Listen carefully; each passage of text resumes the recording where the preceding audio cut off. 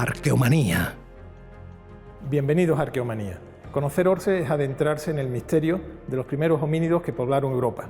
Vamos a visitar algunos de sus yacimientos, donde conoceremos la fauna y los restos y útiles de los homínidos que poblaron estas tierras hace ya casi 1,5 millones de años.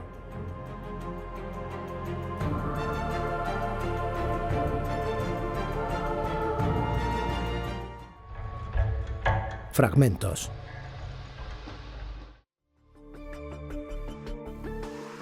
La peculiaridad insular se observa con fuerza en el mundo de la arqueología. Las Baleares tienen todavía mucha información por extraer y publicar. El primer fenómeno que hay que sopesar es que el registro arqueológico es original en cada isla, que es un mundo a veces concomitante con la isla cercana, aunque por lo general distinto. Se cree que en las primeras poblaciones que alcanzaron Baleares, al menos Mallorca y Menorca, provenían del Golfo de León o sus proximidades. Hay que remontarse al tercer milenio a.C. para encontrar los primeros vestigios de presencia humana. Antes de eso, las islas fueron una habitación vacía. Como también se observará en el caso canario, los primeros pobladores llegaron hasta aquí con sus animales domésticos y plantas. Venían a colonizar un territorio del que conocían sus carencias. Las Baleares son precisamente las últimas islas del Mediterráneo en estar ocupadas y parece que llega el primer poblamiento en torno al año 2300 antes de la era. El Museo de Son Fornés, ubicado en un antiguo molino de Montuïri, cobija una destacada colección proveniente del cercano yacimiento homónimo. Lo que encontramos tanto en las casas como en los talayos es bastante homogéneo y sobre todo son cosas hechas con materias primas locales de fácil acceso. Luego encontramos herramientas hechas con piedra, molinos, morteros, luego algún punzón de hueso. En general podemos decir que es una gente que vive aislada, que vive de espaldas al mar sin ningún contacto o con poquísimos contactos con el exterior. Las hipótesis para explicar este poblado tienen mucho que ver con una organización social en apariencia igualitaria que tuvo su mayor expansión en época talayótica. Tenemos diferentes casas, diferentes viviendas que hemos excavado aquí en Son Fornés, todas ellas talayóticas. Hay una homogeneidad total en el tema del tipo de material, la calidad del material que encontramos. Esto hace muy difícil que podamos hablar de diferencias económicas, como mínimo, entre las diferentes personas que vivieron aquí. Parece ser que era una población bastante pacífica. Hay que recordar que no tenemos constancia de armas, no encontramos armas prácticamente durante esta época, no hay murallas. Son unos edificios en forma de torre, construidos a base de grandes bloques de piedra. Pueden tener planta circular o bien cuadrada y desde la azotea de estos edificios pues, se realizaban tareas de vigilancia, de control del territorio, de comunicación. Lo primero que construyen cuando llegan al sitio es precisamente el talayot, que es un edificio comunitario, es un edificio público. Y en torno a ellos, o en torno a los diferentes talayots, construyen, en el caso de Son Fornés, que no es el único, un muro muy grande, una especie de muralla, pero que no tiene la función defensiva, sino más bien de organizar urbanísticamente el entramado de casas que se disponen entre los diferentes talayots. Este mismo donde nos encontramos, que es el talayo número 1, tiene un diámetro de 17,5 metros y los muros son de prácticamente 5 metros de espesor, son muy grandes. Y justo dentro, bueno, ahora estamos en la cámara interna, hay un espacio útil de unos 30 metros cuadrados, 31, y en el centro está esta columna polilítica que tenía la función de aguantar el techo. Claro, las tareas de control y vigilancia se hacían desde arriba, desde el techo, obviamente, pero aquí dentro, por los restos de fauna encontrados durante su excavación, vimos que era un centro de manipulación y distribución de carne, básicamente de cerdo.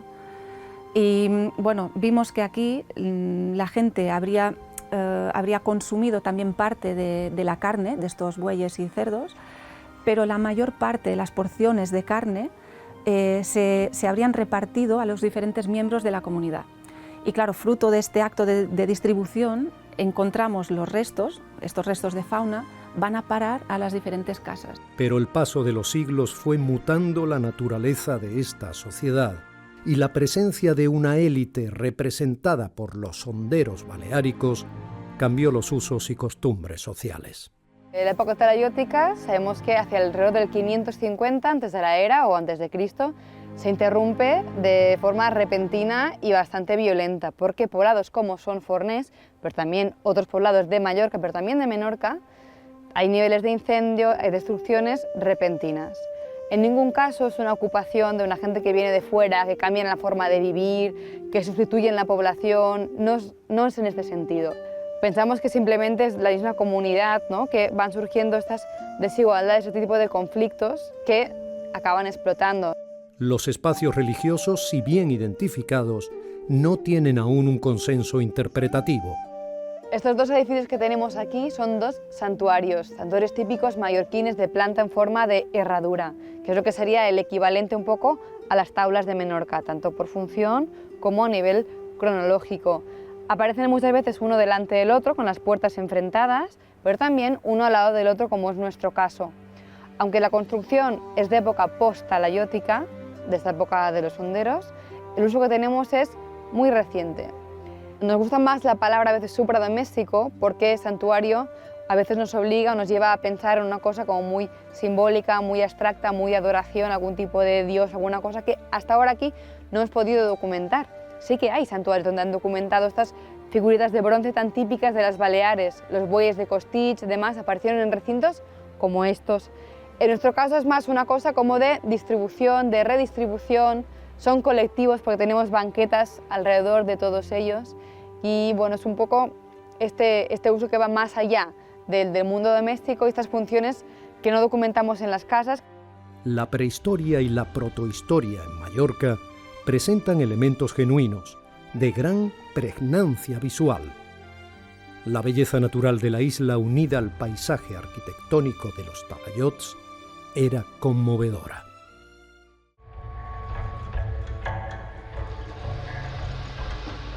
Carme Miró, responsable del Plan Bárquino. Javier Fernández Ortega, arqueólogo y antropólogo. Arqueomanía. Cuadernos de campo. Al norte de la provincia de Granada se encuentra Orce, el pueblo que acoge algunos de los yacimientos con presencia humana más antiguos de Europa. Estos yacimientos se localizan en lo que fueran las orillas de un lago antiquísimo y son de una riqueza espectacular, tanto en fauna del Pleistoceno inferior como en instrumentos líticos de los homínidos que poblaron esta tierra desde hace al menos 1,4 millones de años. El paisaje, árido, de blancas albarizas y profundos barrancos, es exótico, bellísimo y único, y recuerda a las profundas gargantas de Olduvai, consideradas por algunos como el origen de la humanidad. En la presente campaña se han excavado 3 yacimientos, Barranco León, Fuente Nueva 3 y Ventamicena, que hoy vamos a conocer.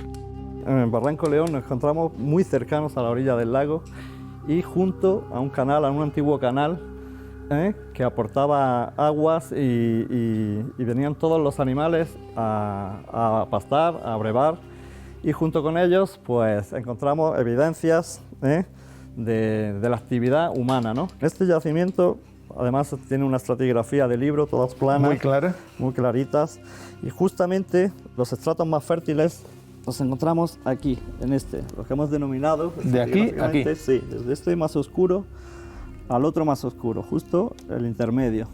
Este más clarito, que se subdivide en dos, una parte con cantitos, que nos hablan de este paleocanal, que tiene un poco más de energía, de transporte de agua, y aquí cuando decrece la energía... Y estaríamos hablando de 1,4 a 1, Y justamente, estaríamos entre 1,3 y 1,4 millones de años. Lo que está claro que conjuntamente con esta fauna visitaban esta orilla o cazaban homínidos, ¿no? Exactamente. Homínidos con al menos 1.300.000 años que ya utilizaban herramientas. Utilizaban herramientas, sí. Pero no tenemos claro todavía si estaban cazando o estaban carroñando. Este año estamos encontrando bastante restos de industria, tanto trabajada como de talla.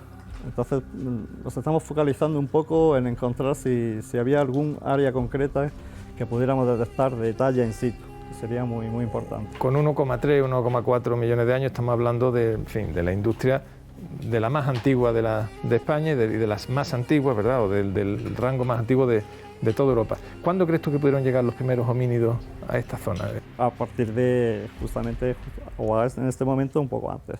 No sabemos si nos podemos ir a 2 millones de años, 1,6, 1,8, pero bueno, ahí está. Si en Barranco León apareció el diente humano con 1.400.000 años y una rica fauna en la que el hipopótamo es la especie más abundante, cuando nos trasladamos hasta Fuente Nueva 3, un yacimiento con 1.200.000 años, nos encontramos con que el mamut meridional es el rey. Unas defensas enormes, las mayores encontradas de la especie hasta ahora, dominan soberbias la excavación.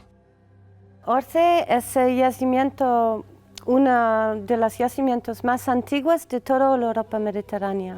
Aquí a Orce tenemos la colección más importante de industria lítica. Son los restos que tenemos de este periodo de Londoñense o de modo 1, en un contexto muy bien cuadrada en la cronología y en la estratigrafía. Estamos ahora mismo que tenemos homínidos y restos de diversos animales. Has dicho grandes mamíferos, algunos grandes no, algunos gigantescos, ¿no? Aquí en Fuente Nueva tenemos sobre todo muy representativa de esta parte superior del yacimiento, el mamutus meridionales, que era de talla muy grande. Podemos ver las dos defensas que están en la parte central. Es gigantesco, sí, de 9 tonos más o menos, pero también tenemos restos de bisonte, de rinoceronte, de caballos, de cervides y de muchos carnívoros también. Del momento no tenemos restos humanos, pero tenemos las industrias líticas, que son básicamente grandes herramientas en caliza local de aquí, y pequeñas lascas de sílex y algunos núcleos también. El yacimiento más antiguo es el de Ventamicena, con casi 1.600.000 años de antigüedad, que destaca por su alta concentración de fauna, en especial de carnívoros, aunque hasta ahora no se ha encontrado actividad humana alguna. Estamos hablando de más o menos entre 1,5 millones y 1.600.000 años de antigüedad. O sea, está un pleistoceno ya profundo. ¿Y qué fauna, qué nos está apareciendo? Aparece gran cantidad de carnívoros, tenemos especies de dientes de sable, tenemos hienas, diferentes cánidos, y también aparecen muchos ungulados, muchos herbívoros, que irían pues desde caballos, bisontes, diferentes especies de ciervos, algunos caprinos tipo antílopes, etc. El proyecto Orce contempla 4 campañas de excavación e investigación, coordinados desde la Universidad de Granada. Orce, sin duda alguna, se convertirá en un yacimiento fundamental para conocer la historia de los primeros homínidos europeos. Bueno, lo llevo bien, claro, una responsabilidad enorme, una responsabilidad porque la sociedad ha puesto en nuestras manos el privilegio de poder trabajar en unos yacimientos excepcionales. Orce es muy rico desde el punto de vista patrimonial, tanto arqueológico como paleontológico, que son claves para entender la primera dispersión de los homínidos fuera de África. Es un evento de primera magnitud dentro de los estudios de evolución humana y, por tanto, cualquier yacimiento que aporte información de calidad para dar respuesta a esas incógnitas, cuál fue la especie, cuál fue el modo de vida, por qué se dispersaron, cuáles fueron esas causas que hicieron que los humanos se extrañasen, ¿no? Salieran fuera de su lugar de origen, pues son fundamentales, ¿no? Tienen una dimensión única en el contexto europeo, en el contexto universal. ¿Estos homínidos de dónde vendrían? Yo creo que vienen por el corredor sirio-palestino, suben por el Próximo Oriente y luego quizá haya primero una dispersión hacia Asia y con posterioridad llegan a la parte occidental del continente eurasiático. ¿Estáis excavando en Barranco León, Fuente Nueva 3, Ventamicena, en algún yacimiento más o son estos 3? En principio tenemos estos 3 yacimientos abiertos. Para el año que viene está previsto también intervenir en otro, que es algo más antiguo que Ventamicena, que es el más antiguo de los que estamos trabajando ahora, que es Fuente Nueva 1. Pero a la par también estamos llevando... nos vamos casi al millón... 2 millones de años. 2 millones, 1.800.000, 2 millones. 2 millones de años. Sería inicios del Pleistoceno. Hace 1,5 millones de años, una inmensidad en el tiempo, grandes animales vivieron en estas tierras, acompañados por unos inteligentes e inquietos homínidos, de los que aún sabemos muy poco. Orce, su barranco y su yacimiento, posee la llave que nos abrirá la puerta de sus arcanos, que de alguna manera también son los nuestros. Paisajes arqueológicos.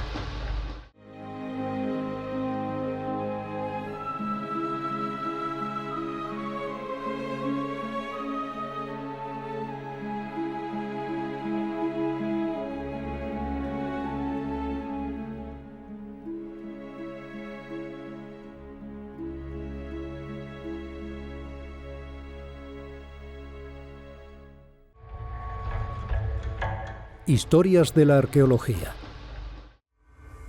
La arqueología es una profesión imaginativa. Los investigadores están obligados a fabricar escenarios en su cabeza, a delimitar espacios y a intuir usos, por no hablar de los utensilios que suelen llegarles hechos pedazos. Es un tópico afirmar que los arqueólogos deben recrear un tiempo y un espacio a través de fragmentos, pero es que es la verdad.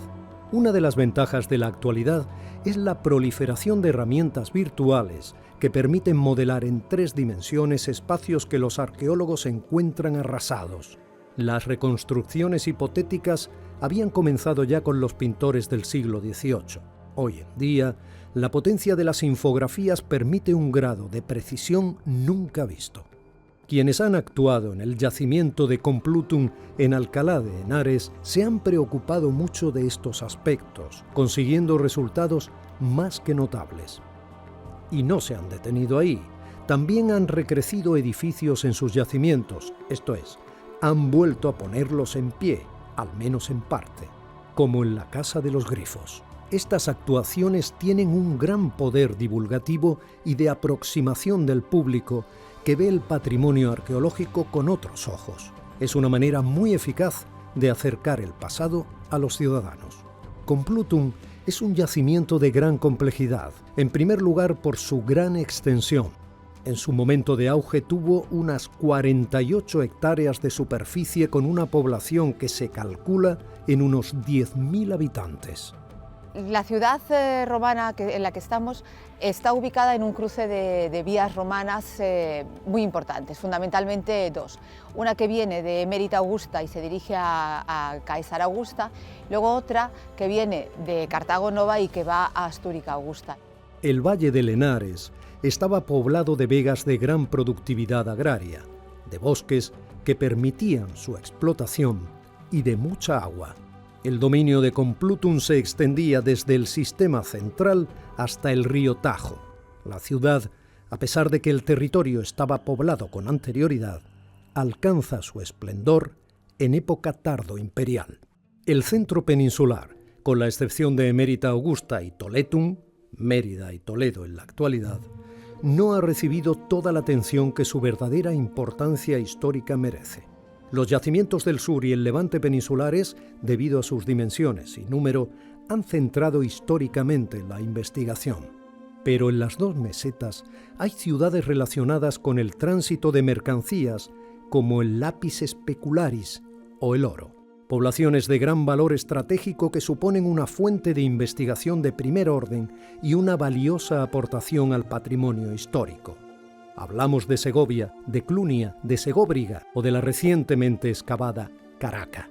Complutum habría sido una sede burocrática de primer nivel en el centro de la península. El análisis de sus restos, la reconstrucción de sus espacios y edificios principales y todo el trabajo de interpretación nos deja ante una ciudad cuya actividad principal bien pudo ser la administración pública. Nosotros creemos que Complutum, en su importancia, en su desarrollo, tiene más relación con el hecho de ser un centro administrativo importante en el centro de España, desde el que se controla una parte importante del territorio, en lo que ahora mismo es Madrid, parte de Castilla-La Mancha, y que además eso, que ya es posiblemente así en el siglo I, seguramente se refuerza todavía más en el siglo III, en torno al mundo relacionado con las reformas de Diocleciano. Complutum posee un gran interés para acercarnos al esplendor y caída del imperio en Hispania y a la implantación del cristianismo. Algunos de sus yacimientos, como la casa de Hippolytus, aportan una gran información. La mayor parte de la excavación de Complutum se ha llevado a cabo en época reciente. la integración del yacimiento con la ciudad ha sido un reto.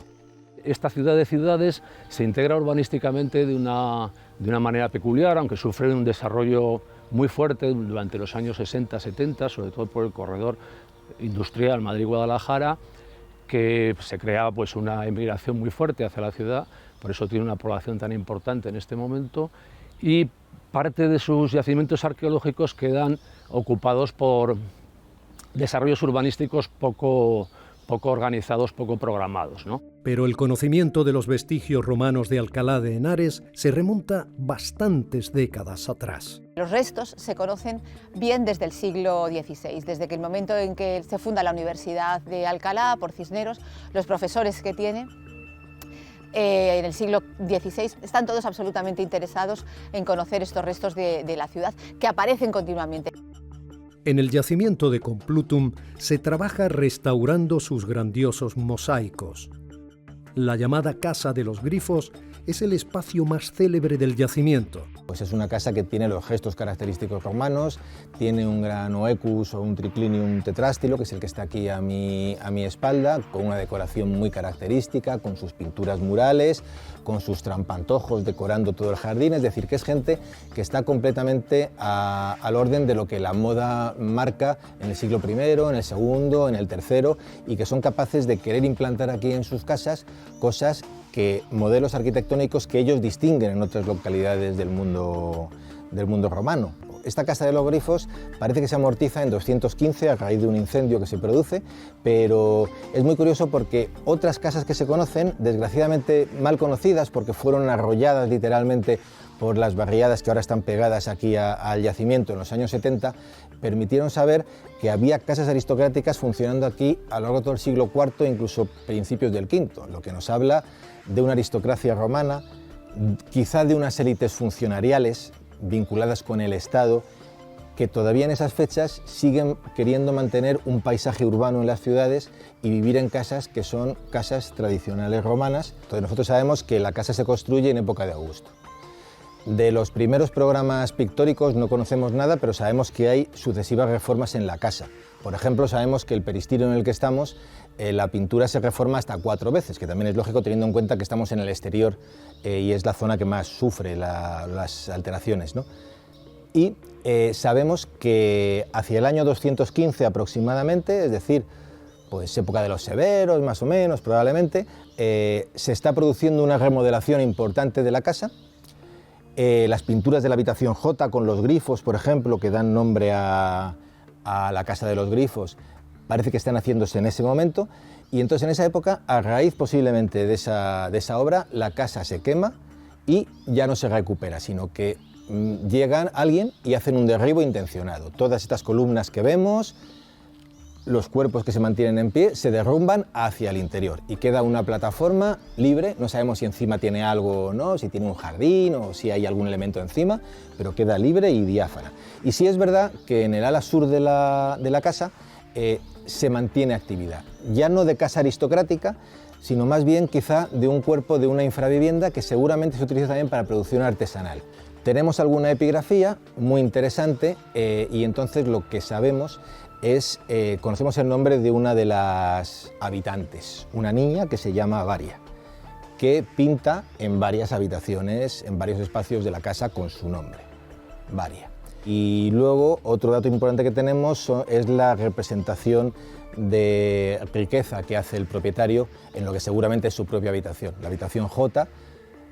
Hay una especie de recepción que está llena de símbolos de riqueza, de poder, sítulas de oro, cornucopias, los propios grifos que tutelan y protegen los tesoros de la tierra, que seguramente tienen relación con la presentación del propio dueño. Hay también una pintura mural, una gran cacería, que posiblemente a su vez es una exaltación del dueño, una gran cacería, una megalografía a tamaño casi natural, donde aparecen unos jinetes cazando un leopardo, ¿no? Y que posiblemente es una exaltación del dueño. El registro material que se cobija en el Museo Arqueológico de Alcalá de Henares y en otras colecciones tiene piezas singulares. En el Museo de Alcalá de Henares se puede disfrutar de la contemplación de varios mosaicos complutenses. La restauración de la Casa de los Grifos ha sido un proyecto de mucha complejidad. El resultado es espectacular y recuerda a casos paralelos como el de Éfeso, en Turquía. Este tipo de pinturas, por ejemplo, sea claramente de época adrianea. Es un tipo de pintura que se pone de moda en esa época, con sus zócalos imitando obra de mármol y sus partes medias imitando una arquitectura que se proyecta después en el jardín. Lo bueno que tiene la Casa de los Grifos, que es lo que permite hacer esto aquí, es que con gran fidelidad nosotros podemos coger esos elementos en 2 dimensiones que encontramos enterrados en el sedimento y levantarlos a su tridimensionalidad. Dicho así es muy fácil, pero en realidad es un proyecto larguísimo donde interviene primero la investigación, hay luego una labor de restauración muy compleja y luego hay que buscar las soluciones para esas hipótesis que nosotros diseñamos sobre el papel y restaurando los fragmentos se puedan llevar a formularse en su completa magnitud. El conocimiento del mundo tardo imperial romano tiene en Complutum un filón para esclarecer qué ocurrió en Hispania en su época final. Palabra de arqueólogo. Las caligae eran las sandalias que empleaban las legiones de Roma y sus cuerpos auxiliares. Se confeccionaban con cuero. Las suelas iban plagadas de tachuelas de hierro. Los legionarios caminaban, estando en campaña, una media de 20 kilómetros diarios calzando estas caligae. Era habitual que los soldados usaran calcetines bajo estas sandalias. El apodo del emperador Calígula procede de este tipo de calzado.